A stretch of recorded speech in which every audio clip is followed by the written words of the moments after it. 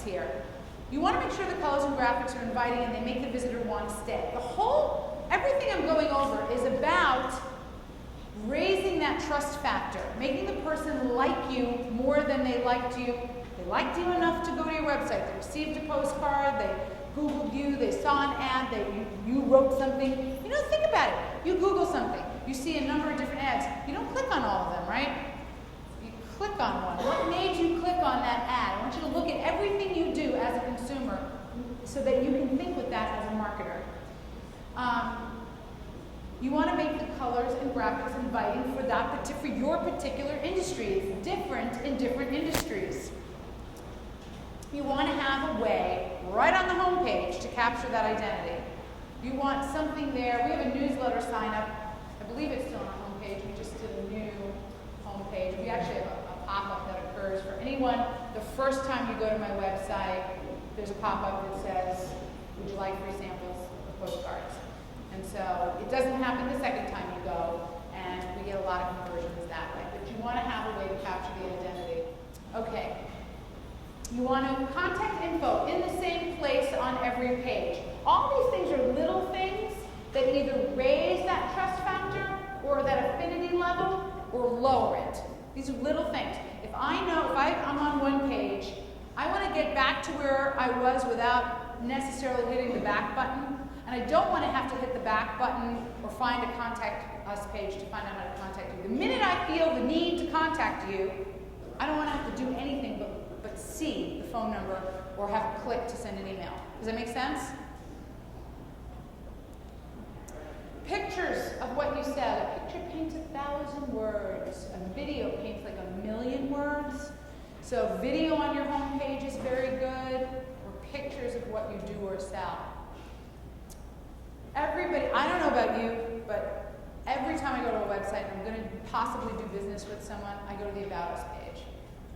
I want to learn about the owner, his viewpoint, her viewpoint, what's important to her. And if there are pictures of the staff or the proprietor, I love that.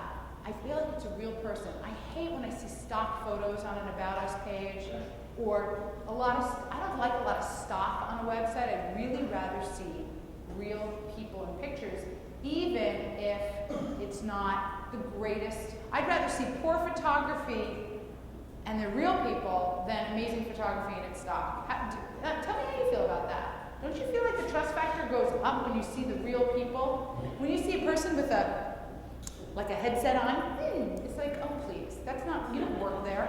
We know that. Okay, ratings, reviews, testimonials. Any more you want to do ratings and reviews, and you want it to look as transparent as possible.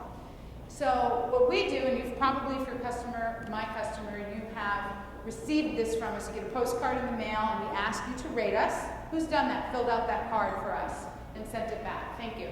So we say, if you fax this into us, or tonight you received a card, we're going to give you, and I think we might even send you to a web page now to do it, either or. We give you something for that. I can't remember what it is, but we give you a little reward for filling it out. And then what we do is we take the rating that you gave us and any comments that you made, and we put it on our ratings and reviews page, and we say, if you'd like to rate us, do it here. But of course we moderate it, because we don't want, any haters to come and say explicitly bad things or whatever. But let me ask you a question. If you're reading a bunch of reviews and you see 10 great reviews, 4 and 5 stars, and then you see 1 or 2 stars, what do you think about the person who wrote the 1 or 2 star rating and comments? Nobody could have satisfied them. Say again? Nobody could have satisfied them. That's what you think. You just go, yeah, they're probably really hard to please. Especially if you're a business owner, you're definitely like, we know there's that little percentage that you're never going to make them happy no matter what you do. So it's okay to moderate it, make it look as transparent as possible, and put some of the bad reviews. And what we do is we'll put up a bad review, and then we'll answer it because we want to make everybody as happy as we possibly can. We'll answer it in exactly what we did to handle the problem with that person. And that just raises the trust factor that much more. Good content keeps visitors on your site, increasing your chances of capturing them as leads.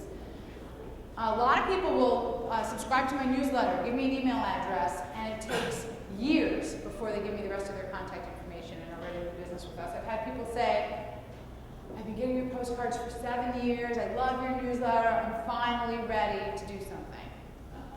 It's true. It's true. Never delete a prospect or a lead if they fit the criteria unless they explicitly ask you to stop harassing you. Mailing to them or emailing them. So video content is a must. It's really, really important because it does paint a ton of words. And really, people, it's hard to you're looking for something to read. Keep them short, keep them about a minute and a half in length or less, unless they're really super exciting. Or you're showing them in a presentation now, which tomorrow is 10 minutes. But on your website, you've got about a minute and a half to lose their interest. But it's really good to have video. It makes you more real. Blogging keeps visitors coming back. It helps increase search engine rankings. We recently implemented that you could subscribe to the blog and receive an email from us anytime we update the blog and add new content.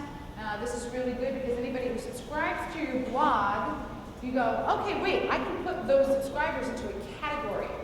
They read. Not everybody reads.